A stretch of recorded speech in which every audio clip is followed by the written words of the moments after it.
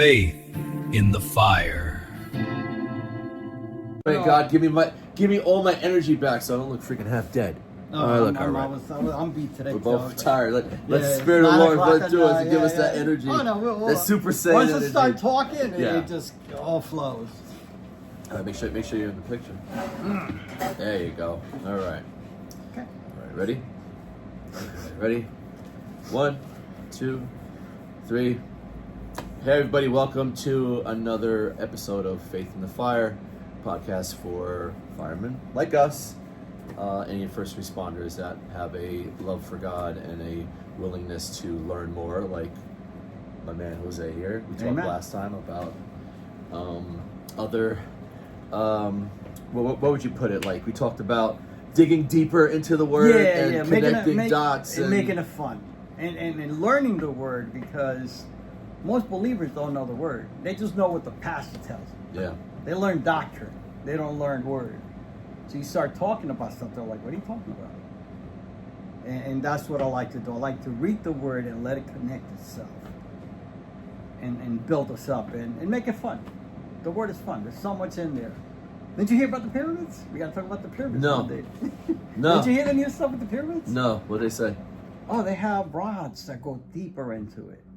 Underneath. Miles. Wow. So they weren't not just pyramids. There was something Something else. happening there. And I think the Bible explains it. We're gonna talk about that today? No. No. Come on! You Later, can't start later. with pyramids. No, and we're I talking think like the ancient aliens guy. Yeah. But we're talking like if we don't know the Word, then we miss all that. Yeah. Like that's for a true. lot, like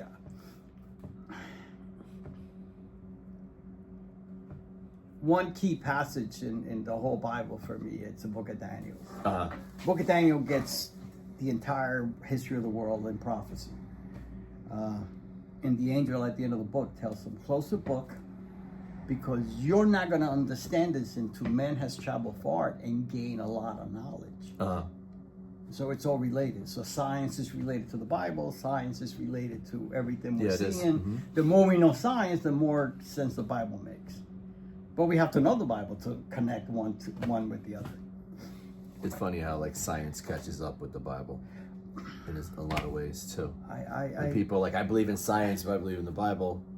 It's like, well, the Bible kind of it is way science. for science. Yeah. It is science. I mean, I used to read. There's a guy who has a great book. I think it's Cause for Christ. Lee Strobel, and he goes into some of the science. Cause for Christ? Yeah, Cause for Christ. And science, God is science. God is not a magician. And it's something that we need to learn, and it's hard. If you look at creation, lower cell animals were created first. And they built on that. Almost like evolution. Well, there, in a way, right? The smaller cells. There is microevolution and macroevolution. Microevolution is when the color changes on an animal, or the tail gets longer, or the beak gets longer. It happens over a period of time. Survive and stuff. Right, but macroevolution is one species to another. That only happened in creation, when he was creating. And if you look at the 7 days, everything was progressive. He wasn't learning. I don't want to say the word learning, because he doesn't learn. He knows everything. Yeah. But everything was built on foundations to where we're the ultimate creation. Where we were put so well together. Stop with us. It's. If you understand science, you would not believe in evolution, because your eye needs 1,500 functions to work. So if one of those functions doesn't work, you go blind. Wow. It's hard to. The more you learn, it's hard to just think it's coincidence. Even with the Bible, how everything gets connected, it's incredible. All right. That was a good intro. Just that was interesting. I got to learn about the pyramids next time. No, that's listen. Not only with the pyramids, we're gonna learn. We're gonna see where the helicopters are mentioned. There's helicopters in the Bible. Straight up, plain and simple. Well, people think they're monsters today. The Revelation dreams, right? The book in the Yeah. Revelation in chapter 13. They're talking about helicopters. They're not talking about monsters. But people don't understand it They don't know what or it is can't at the time. comprehend the fact that John traveled in time, came to the future, saw the future. The book of Revelations, he was told, write what you see.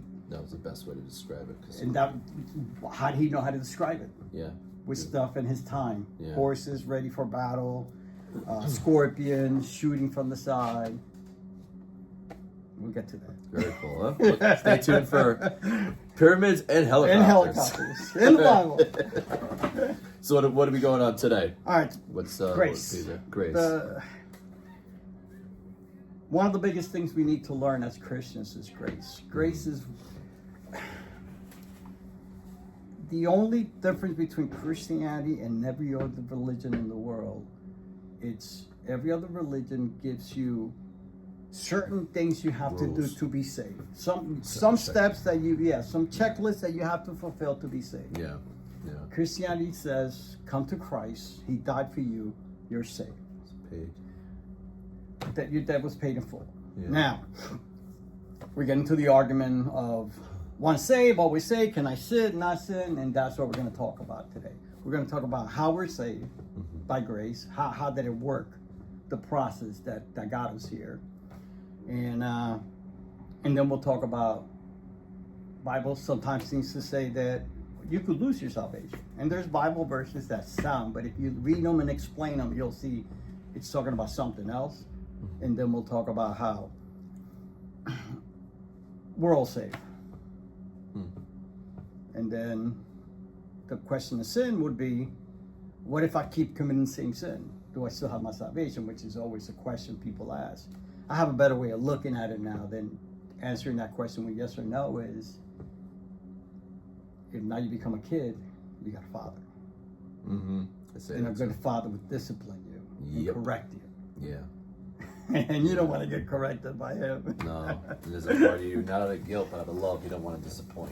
Yeah, but we all do dumb stuff. Yeah. And some people, listen. You know what's funny? People don't get it when Jesus was doing the Beatitudes. He started going. The law tells you if you adulterate, you sin. I tell you if you look at a woman in lust, you already committed adultery. So he's saying, listen, no matter what you do, you're gonna miss the mark. Yeah. By the way, did we ever talk about what sin means? What the word sin means? I think we did. I think me and you did it personally, but not last time. The word sin means missing the mark. It comes from a term of archery. Yeah, we did talk about that. You did last Hawkeye. time? Yes. Yeah, Hawkeye. So yes. if you have to hit the bullseye every time you throw the arrow. If you hit the circle outside of the main circle, That's a sin. That's a sin. You miss the mark. Who doesn't miss a mark? Yeah. How many times a day do we miss a mark? And another thing we have to understand, which is the hardest thing as a believer, is lying and murdering are the same. Yeah. There is no. It's so See, people especially some religions believe. One is worse. Yeah, sins are like there's weighted. like a tier. Yeah, they're tiers of sin. Yeah. No. Yeah. You got pride. You're as bad as somebody who's committing adultery. Yeah. You know what I'm saying? So they're all. It's sin is sin. There is no category of sin that's lesser or. Matter of fact, if you read in the book of Proverbs, even in the New Testament, when they list the sins, they always start out with pride, lust, lying, are bigger than murder. Yeah. So we all fall short. At the end of the day, there is nobody. Even Jesus said, "Your best works are like dirty rags before God." It's crazy. Right? That's so you can't buy your way to heaven. Folks. No, you can't buy, you can't die, you can't go. That's why people ask, well, how come a good grandma that Yeah. does good, that feeds the poor and all that, how can she go to hell? Because at the end of the day, it's about. And hell's a real touchy subject for me Yeah. right now. Why so? It might not be what we think. So, hell, was described as a lake of fire. And if you read, and I think we read it last time between Lazarus and the rich man. Did we read that last No, time? not yet, but I know that I was story. talking to somebody recently. Yeah. He wasn't burning. He was thirsty, which Yeah. means you're missing the word of God. He's like, can you just dip One little, your drop. tongue into your drop and give it to me? Yeah. That's word. So I'm it's almost heresy to say this, but I think it's going to be once you go before him for judgment and you meet him and you feel that presence, then he casts you out to somewhere else and you never see him again. That's going to be hell. That torture, that grace, that love that you experience, that you'll never see it again. Yeah. That's like Lucifer getting cast out. You know, Yeah. he still sneaks in. We read it last time in Job. Like, Yes. Yeah. he manages He goes through the back because door. he misses the presence of his majesty and grace and love. Yeah. And I think Judgment Day is going to come. People are going to get judged. They're going to see him because he's the one who's going to judge them. And then for the rest of eternity, you'll never have another encounter with him again. That's going to be torture. We're going to be hanging out with him, going out, go fishing, having dinner. But that's us. The moral of the story: you don't want to go to hell, no matter what it is. Right? Whatever hell is, you don't want it. It's not going to be good. All right. All right. Let's start. So with Genesis 4. Let's read Genesis Genesis. 4. And then what I'm doing here is explaining the blood sacrifice, where it comes from, and why it's necessary and why required. God was always requiring a blood sacrifice. Start. Genesis 4, Cain and Abel. Now the man had relations with his wife Eve, and she conceived and gave birth to Cain. And she said, I have gotten a man-child with the help of the Lord. Again, she gave birth to his brother Abel. And Abel was a keeper of the flocks, but Cain was a tiller of the ground. So it came about in the course of time that Cain brought an offering to the Lord of the fruit of the ground. Abel, on his part, also brought of the firstlings of his flock, and of their fat portions.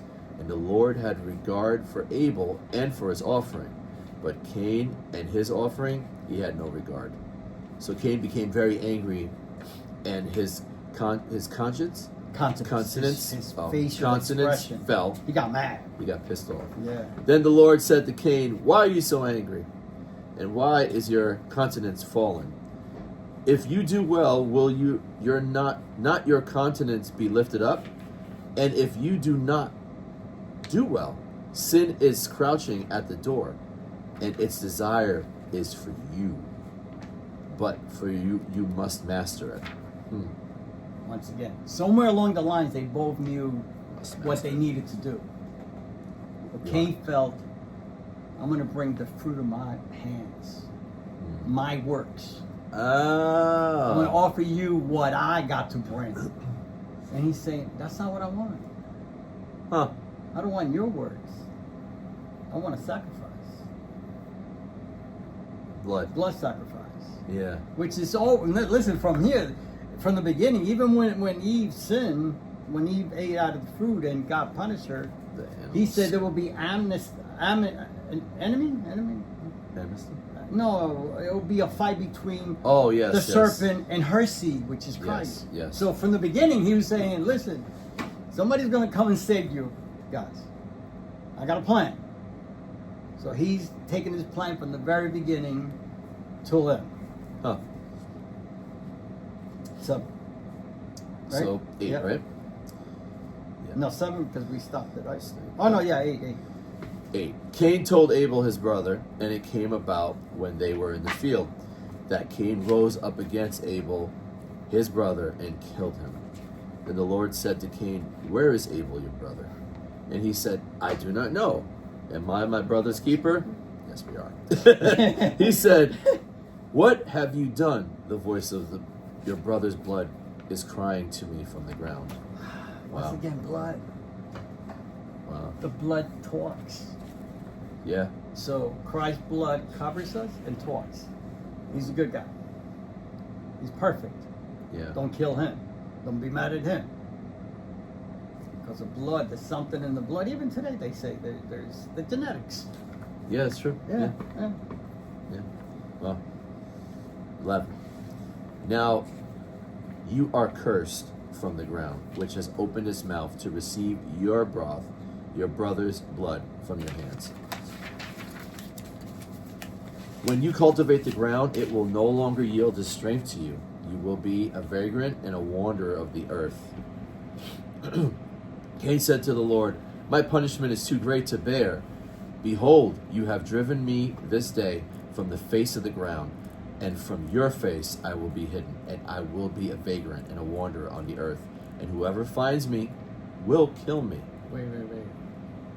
But there's only 2 guys. That's on what Earth. I'm thinking too. So There's only 2 guys on Earth, right? His parents? No. I know. When we talk about the pyramids, Yeah. Adam and Eve had kids before them, before the fall. And we'll talk more in detail about this. God creates Adam and Eve. What's the first thing He tells them? Procreate. Go procreate. Yeah. Go make babies. You Yeah. think they disobeyed? Probably not. No. They were making babies. So those babies were specials. They were superhumans. They were like Adam and Eve. You know Christ, it's the second Adam, the Bible says, right? Yes. Yeah. That was what Paul stated. Right. Romans. So if the second Adam could fly, could teleport, could walk through walls, and do all super, change his face. Remember, he walked with 2 disciples for a week and for a couple of days. They didn't recognize him. Yeah. So he changed his face. You don't think the first Adam was able to do all that stuff? So if he has super kids, they were building a whole civilization. And one problem I always had with this mentality was, how come we have no evidence? If there was that great Atlantis, which is the civilization everybody says it was here before us. Yes. And we know and suspect there was somebody smarter than us. It was them. But when they fell, everybody fell. Not only Adam and Eve, their kids fell too. Because sin got into the world through one man, affected everything, creation. Now, he's concerned that his other family members are going to kill him because he killed the brother. Yeah, why would he say that? Right. Otherwise, he would have said, his kids are going to kill me. No, he's saying, whoever finds me, another interpretation says, those men out there can kill me. Just a little nugget. See how much we don't know? Yeah. It's how much missing because we don't read. We just breeze through it. Normally you read this and go, oh. Like before when I told you, I always had a problem with a prophet that wasn't from Israel talking to God. That was Balaam. Yeah. So you got to look into it. You can't just go, oh, okay.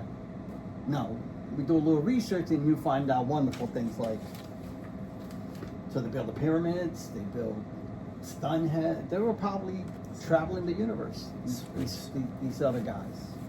There's no way for us to do pyramids. I don't know if you understand. I've heard about that, yeah. Well, like the technology today couldn't build those pyramids. How do you carry those huge stones? If you look at documentaries, they came miles away, those rocks. Now somebody has telepathy, you could just levitate the rocks and put them. Look, Nightcrawler. Professor Who was also X. a believer. Nightcrawler. Bam! Well, we are in a comic shop. Listen. So there's plenty of, well, what we speak is... We're ants trying to explain the universe to other ants. Yeah. Our head can't... I was trying to explain this to somebody. Our head can't wrap around... Our thoughts are not his thoughts. He's so much greater than us. We're just like little ants. It's so much more to this than we know. And you just start questioning everything going like, who was he talking about? Yep. It would have been, wait, first of all, there was only 2 guys. Yeah, so who else? Who else was there to kill him? When I was a kid, I'm like, wait, Yeah. who's left? Listen, How did they even procreate? Are you aware that We've only been here 200 years. New York was 200 years old. Yeah. So it went It from was, like yeah. 30, 40, a couple hundred people to how many millions? A lot. In 200 years. Yeah. It's not a long So time. there was a lot. I believe they had a lot of kids. There was a whole civilization, what we call Atlantis today. You go in the ocean, there's roads. Who made those roads? Something to think about. You might look at it. All right. 15. So the Lord said to him, therefore, whoever kills Cain, vengeance will be taken on him sevenfold. And the Lord appointed a sign for Cain, so that no one finding him would slay him. Then Cain went out to the presence of the Lord and settled in the land of Nod, east of Eden. So what's the sign? What's the mark of Cain? They put something. He put a sign in his forehead from what I gather. Some people believe he's still alive today. I don't believe it. They also believe, who else they believe still alive? John's still alive today, the disciple, because Jesus said, you'll see the end if I want him to. I don't know if you remember the argument that Peter got with him. Because Peter was just a jealous little baby. When Jesus told him, when you get old, you're going to go, they're going to kill you. He told him. Yeah. He goes, what about him? Yeah, I remember. John. Yeah, he's very much with the plank in the and Jesus goes, if I want, he'll see the end of time. And he did in the Island of Patmos, Book of Revelation. It seems seeing the end of time. Yeah. Fulfill the prophecy too. It was to try and travel through a vision, but he did it. Now, and the whole conversation of this was, God needs a blood sacrifice to be satisfied. See how the fruits of your labors can't satisfy him? That's why it didn't work. It doesn't work. So when you try to make them happy, you'll make it worse. Through your works, you make it worse. If you just put on the blood of Christ, symbolizing it, now he's happy because he sees you through the blood. You're doing it for God, not for yourself. So he isn't doing it by your own hands. It's saying, look what I did for you. Yeah. So it's supposed to be, look what he did for me. So Genesis 1, we're going to read it next, is what I'm talking about, where God says to them, go have sex, go have babies. The only job they had. They messed it up. They messed one it job, up. people. One job. Genesis 1:28. God blessed them, and God said to them, be fruitful and multiply, and fill the earth, and subdue it, and rule over the fish of the sea, and over the birds of the sky, and over every living thing that moves on earth. They did nothing. They did nothing. Wow. Except have babies. And then they come and they screw it up. Both screw it up. Yeah, they did. Because Adam could have stopped Eve. He did. Once she ate, and came to her and goes, look, I ate, nothing And he just happened, like- buddy. Oh. He could go, whoa, what'd you Yeah. do? Let's talk to God, let's talk to Father, see Drop the ball. what happened, what we could do. No. No. He saw nothing happen to her physically because nothing had happened yet. And then once he ate, then they died spiritually. Yeah. And they were naked. You ever thought about that, right? Yeah. Because the first thing they go, oh, we're naked. You were naked all along. Yeah. Innocent. They had innocence. That's what they lost. They lost the innocence of a kid. That's the only thing they didn't have. So the Bible says we'll go to heaven, need the faith of a child. Right. Because it brings you back to the original. To the original unsin. When you have no sin, nothing's bad. Yeah. Now, once you have sin, everything's bad. Yeah. You see everything through the wrong lens. So we're going to talk about sacrifice in the temple. Exodus? Yeah, Exodus 29. Exodus 29. Then you shall bring the bull before the tent of the meeting, and Aaron and his sons shall lay their hands on the head of the bull. You shall slaughter the bull before the Lord at the doorway of the tent of the meeting, and you shall take some of the blood of the bull and put it on the horns of the altar with your finger. And you shall pour out all the blood at the base of the altar. You shall take all the fat that covers the entrails, and the lobe of the liver, and the 2 kidneys, and the fat that is on them, and offer them up in smoke to the altar. To the altar. But the flesh of the bull and its hide and its refuse you shall burn with the fire outside the camp. This is sin offering. We're going to get to this later. Jesus was sacrificed out of the city. Hebrews talks about this. So, everything was just an IOU for Christ. So spiritually dead people were killing animals to pay for their sins. So covering their sins, it's called coverage. It wasn't forgiveness, because it was an IOU until Christ came and did the real sacrifice. So everybody did that in the old ways, and this is the Hebrews. Let's go to Job 1. Job again. I love Job. Yeah, It's so deep, man. People read that story and don't understand. Really? Even Job? Job is deep. Think about this. So God brought Job to the devil, to Lucifer, not the other way around. that's true. Which, why would God put you in this situation? I think I know. And even though the Bible says that Job was just, he had one problem. We're going to read it today. He had one little thing that a lot of people don't realize. And I know this from experience from a friend of mine who's a pastor, a great person, but she suffers so much for her kids. She's constantly trying to cover her kids' faults. Gotcha. Yeah, making Enabling. sure, enabling, like praying for them, making sure nothing happens to them, but it takes a toll on you personally. All that suffering, all that prayer, all that. And you'll see what I'm talking about. Let's read that, Job. Cool. My buddy Job. There was a man in the land of Uz. Us? Now, this is before, Job is before any of the other books. Before Abraham was, Job is believed to be early, before any of the stuff written. That's the first story in the Bible. Meaning in timeline, he's the first guy that is written about.